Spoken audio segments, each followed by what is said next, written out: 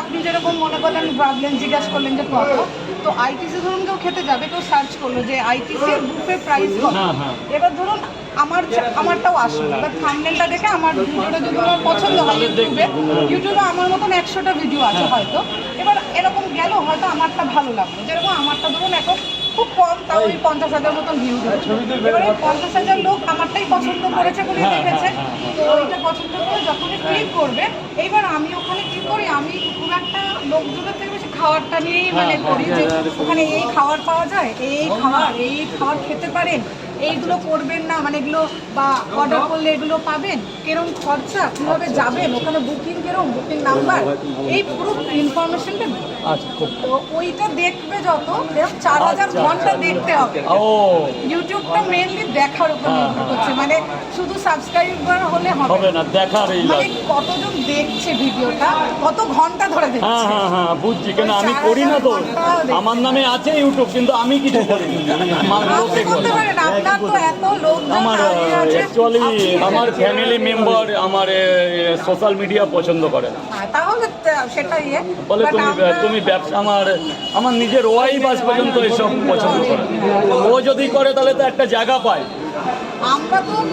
আমি শুরু করলাম, আমরা যখন এত ঘুরতে যাই, আমি বললাম পয়সা বাবা, বলে তুমি 2 টাকা দাও তাতে করে, সবার মন মানসিকতা তো এক হয়। সে তো অবশ্যই তাই, আমরাও প্রথমে শুরু করি না, আমরা এত জায়গায় ঘুরতে গেছি, লাচের লাচুন বরফের মধ্যে গেছি, তখন কিন্তু ভিডিও বানাতাম না, কিন্তু তারপর দেখলাম এত জায়গায় যাচ্ছি, লোকজন এত ভিডিও বানায়, আমরা যাই, কিভাবে খরচা কিরকম কমে, অনেকে যেতে চাই যে কমে কিভাবে যাবো, কমে যেতে পারবো, ভিডিও বানানো শুরু করলাম, তারপর লোকে পছন্দ করছে।